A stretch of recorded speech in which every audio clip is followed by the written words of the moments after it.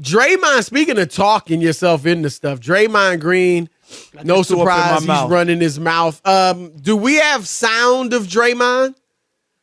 Guys, anybody? We don't. Okay, I'm just going to read, Rob. Draymond was on the Throwing Bones podcast, and he named his top 5 players ever in NBA history. Here's what it was. This is in order. I'm going to go backwards, but this is in order. Have you seen the list, Rob? No. Okay, so I'm going to ask you to guess. Number 5, I'll give you a hint. It's a center. Kareem Abdul-Jabbar. Shaq.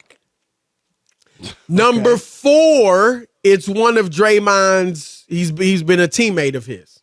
Steph Curry. Steph Curry, yes. I thought you might say KD, but Steph. Number 3, a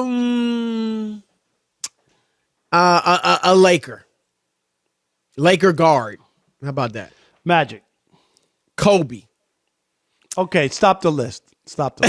Well, I'm just getting to the. Is this since 2000? Since 2000? Number 2 is Michael Jordan. Fairly old school. Yes, Michael Jordan. Well, and number 1. Even he couldn't do that. Right. Leave out Michael Jordan, even though, that list is ridiculous. You know who's Shaq number is 1 better on than this Kareem. list? Yeah, of course. LeBron. Yeah, the guy goes to the barbershop show on, and all he does is praise LeBron every chance he gets. That's all he does. Draymond really does. It does come off like he's infatuated with LeBron James. I mean, he really does. He follows, and it's fine. I mean, Uninterrupted does a great job, and they got a lot of players working with them, but he's obviously working with them. He went to Clutch. They represent him now. Rich Paul, the agent, who, is one of LeBron's best friends from high school. And it's just interesting. I mean, obviously they're friends and that's cool, but it does seem like he fawns a bit over LeBron. But here was his rationale, Rob. I'm gonna read it to you for saying that. And it's a nice little statement, 2 paragraphs. So I'm gonna read it to you. Bron started, this is Draymond, in 2003. By 2005, he was the best player in the NBA. Not true, but that's what he said. In 2020, he was still the best player in the NBA. He was the best player in the NBA no matter what the game did. The game went from 2 slugs, like 2 big men, to like a stretch 4 big man, back to 2 big men, to no big men, and he's been the best no matter what. When you look at the teams that Bron has carried to championships, or carried to the finals, MJ didn't beat the greatest team ever assembled, nor because he was on it, nor did he run up against the greatest team ever assembled every year. You look at the skill set that Bron has, there's nobody that's ever played the game of basketball that can do what LeBron James does on a basketball court. Nobody. I'm going to end it with this, Rob. This is last paragraph. You all want to be like Mike. But what LeBron has been able to do and how he can control a game, like to do it this long, MJ retired. This stuff is grueling. Going to the finals year after year after year. Bron went to 8 or 9 straight. MJ took a break right in the heat of that stuff. Bron didn't take a break. You know what he did? He went again and again and again and again and again. So for me, that's why it's Bron over MJ for me.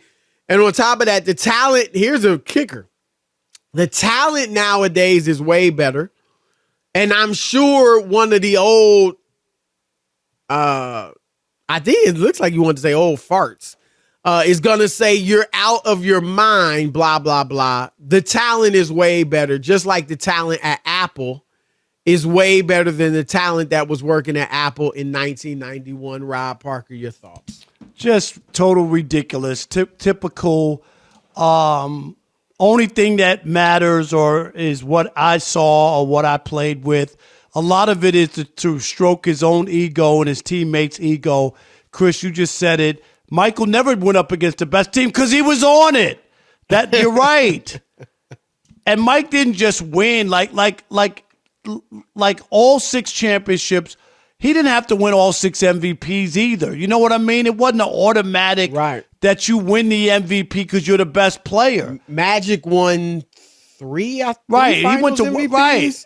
Kareem only won 2 out of his 6. That's what I'm saying. It ain't automatic. So for him to do that and never to go to a game 7 and all the other stuff, and you could talk about LeBron being a different type player, a hybrid, and he could do this and that and his strength.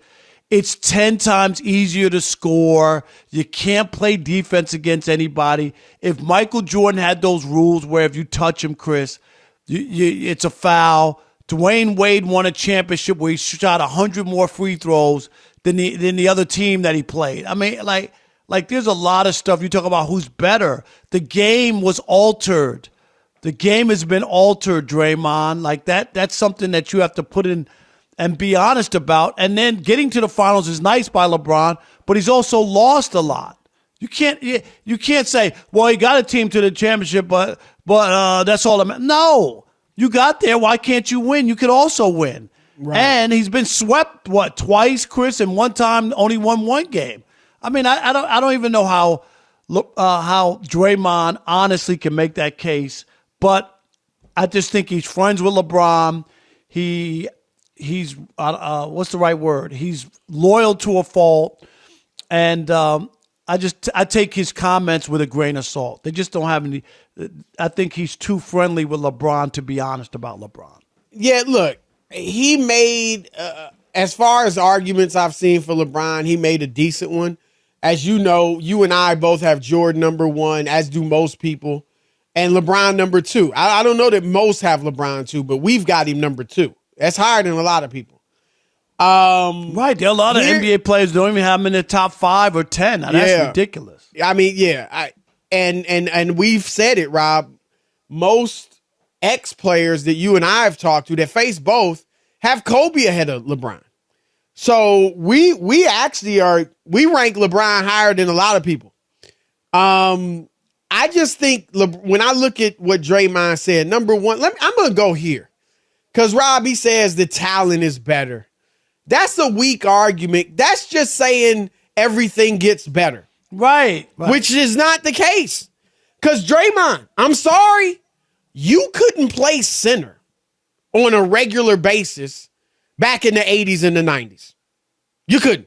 Patrick Ewing would have had his way with you. No doubt. David Robinson, Shaq, Olajuwon, Alonzo Mourning, they would have destroyed you. You wouldn't have been able to play.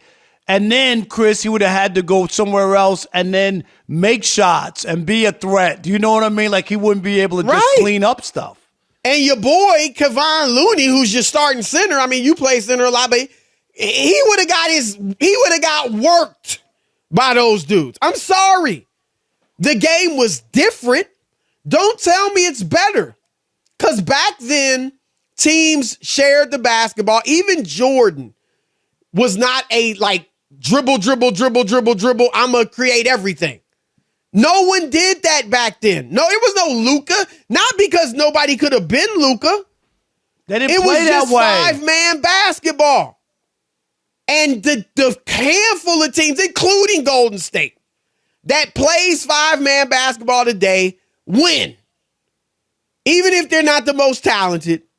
Because 5-man basketball beats 1 or 2-man basketball, which is what most teams in the NBA play today. The thing, now I will say this, I think the players are more athletic in terms of running and jumping, more so jumping. Like you got more just freakish athletes in the league today than you used to have. And they shoot the 3 better, obviously. But that's about it. The dribbling is better, but they let you carry. They let you. There's this meme going around on Twitter right now, Rob, as we speak, about Ja Morant, who I love, and it is showing. And they could have picked Kyrie, they could have picked Ja, they could have picked Jordan, they could have picked a couple of dudes from every team, and shown how often virtually every possession they carry. Do you know how much easier it is to handle the ball and shake somebody up when you can literally put your hand underneath the basketball No and doubt hold about it there for a split second. I'm sorry, like they didn't do that. We've always talked about how they let them travel a little. It was nothing like this. And so they shoot the three better now. That's it. And they're more athletic, but athleticism, if you don't understand how to play the game, it's not going to be the same impact. So I just think that argument is weak. And, I think Michael Jordan had no weaknesses. LeBron has very few, but one of them is free throw shooting. He's not terrible, but he's not very good from the foul line. Jordan was great from the foul line. Jordan, you say, well, he wasn't a great three-point shooter. It wasn't a weakness. They didn't shoot the three that much back then. And I think everybody, and I don't want to, everybody, obviously, he would be a better three-point shooter nowadays. We all understand that. But Michael Jordan just dominated the game at a level that nobody has ever done. Even Bill Russell, who won 11, he didn't dominate statistically, individually, the way Jordan did. Wilt Chamberlain dominated individually, statistically, but didn't win like Jordan did. So Jordan is really the one to put together both individual dominance in terms of stats and winning. And so, I just think, LeBron is like you said, Rob, we got him number 2. But clearly there's bias on the list, too. And I get it. It's his era, right? Yeah, it's when he played. But, it is what it is. All right.